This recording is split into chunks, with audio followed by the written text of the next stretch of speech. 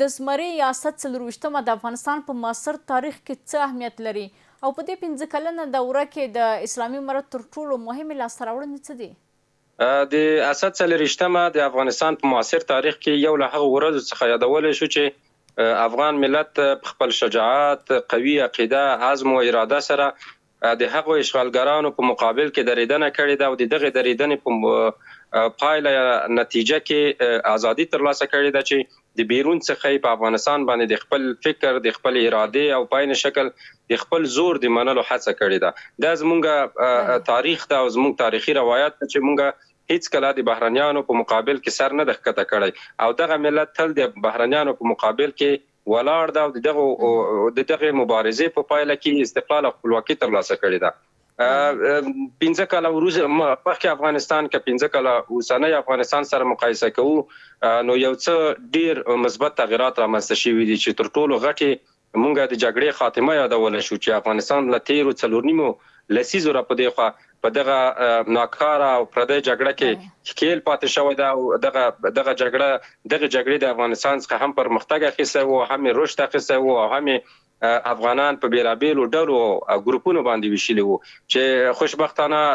دغه جګړه د افغانستان د جغرافیې څخه د باندې وتلې، په افغانستان کې جګړه نشته او دویم ستر لاسته راوړنه موږ سرتاسري حاکمیت یادول شو دي ترڅنګ چې امنیت هم راغلی ولې سرتاسري حاکمیت هم ټینګ شوی ده. هغه څه چې زموږ دښمنانو او لویو هیوادونو نه غوښته چې په افغانستان کې د یو داسې سرتاسري حاکمیت وي چې د افغانستان په 100% خاوره باندې حاکمیت ولري، ځواکمن وي، اقتدار ولري، مرکزیت ولري. داسې اقتدار هیڅ کله زموږ غونډیانو او هغو هیوادونو چې په افغانستان کې د بیلابیلو اهدافو لپاره دلته لوبې په لاره چولې دي هغوی غوښتلی وي. په داخلي کچه باندې هم لاسته راوړنې شته چې هغه موږ د امنیت د ټینګښت یادولی شو، د ډلو ګروپونو له منځه وړل یادولی شو، د جګړې عناصر ختمول یادولی شو. په عین شکل سره د اقتصادي برخه کې د اقتصادي لویو پروژو د بیا احیا کولو، د هغوی د انګیزې و پرسیره کولو، د هغوی د پیل دغه څه دي چې په کورني سیاست کې په داخلي اقتصادي او امنیتي برخه کې او سیاسي برخه کې یادولی شو. ولې لا هم کار ته اړتیا شته او لا هم نیمګړتیاوې موجودې دي چې په کورني سیاست کې لا هم حکومت باید کوټلي ګامونه واخلي او انعطاف وکړي، په بیلابیلو برخو کې د ولس غوښتنو ته لبیک ووایي. ځکه تاسو د جګړې پای ته رسیدو ته یو اشاره وکړه. د اسلامي امارت په واکمنېدو سره جګړه پای ته رسېدلې. د جګړې پای ته رسیدل د یو نظام د بریا لپاره څومره کافي ده او اقتصادي، سیاسي او ټولنیز ثبات څومره اړین دی دلته؟ دقیقاً جګړه د یو هیواد یو جغرافیې ټولې لاسته راوړنې له سیند سره لاهو کوي. هیڅ کله نه پرېږدي چې یو ملت د راتلونکو پلانونو د تطبیق لپاره ګامونه واخلي او داسې پلانونه د تر لاس لاندې ونیسي چې هغه د اقتصادي برخه کې خودکفا کړي، په سیاسي برخه کې د منسجم کړي او په نظامي برخه کې دومره پیاوړي کړي چې د خپلې خاورې جغرافیې څخه دفاع وکړی شي او خپل ملي امنیت په بشپړه معنا باندې تامین کړي. دغه خطرونه دي چې د جګړې په پایله کې یو هیواد ورسره مخ کېږي. د دې باوجود چې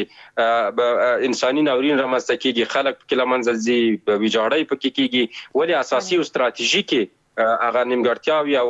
خطرونه همدغه دي چې هیڅ کله ملت او هیواد او جغرافیه نشي کولی چې په دې کې پرمختګ وکړي. دا د جګړې تر ټولو غټ زیان او تاوان ده چې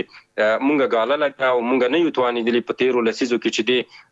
د خپل جغرافیې د ودې، د خپل مملکت د پرمختګ او د خپل ملي یووالي د لا منسجم کېدو لپاره کار وکړو. نو دا د نظام د بقا، د نظام د پایښت او د نظام د متداومېدو لپاره ډیر مهم ده چې جګړه باید په جغرافیه کې موجوده نه وي. جګړه باید پای ته رسېدلې وي او د جګړې عناصر ختم کړي او د جګړې انګیزه په بشپړه معنا باندې محو شي.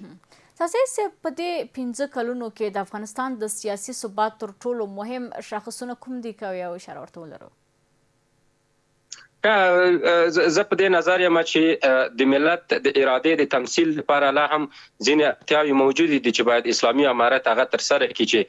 په یو مجموعې په تمثیل سره د یوې مجموعې په راغوښتلو سره هغه تمثیلېدی شي. ولې د دې ترڅنګ په سیاسي برخه کې ډیری سیاستوالو، ډیری پخوانیو چارواکو او ډیری هغو خلکو چې په سیاسي ډګر کې دلته دوی فعالیت لرلو، د دوی تر ټولو غټه هیله همدغه وه چې باید په افغانستان کې جګړه ختمه شي، سوله رامنځته شي. دغه هغه څه و چې د ټولو غوښتنه و. دا نننۍ سوله چې رامنځته شوې ده زما په نظر باندې هیڅ سیاسي هغه څوک چې ملي ګرا سیاستمدار وي او په دې جغرافیه باندې زړه خوږیږي او د دې هیواد د راتلونکي لپاره فکر کول هغه په دې خوښ وي چې سوله رامنځته شوې ده. ولې بیا هم د مسلکي حکومتدارۍ په برخه کې د قانون سازۍ په برخه کې د قانون جوړونې په برخه کې او په عین شکل کې ډېری نورو هغه مواردو کې چې یو حکومت یو سیستم محوره کوي یو سیستم محوره نظام رامنځته کیږي په دې برخه کې لا هم حکومت ته پکار ده چې د سیاسي ثبات په برخه کې لا هم کوټلې ګامونه واخلي او لا هم سیاسي فکر او سیاسي قشر په ځان باندې راټول کړي.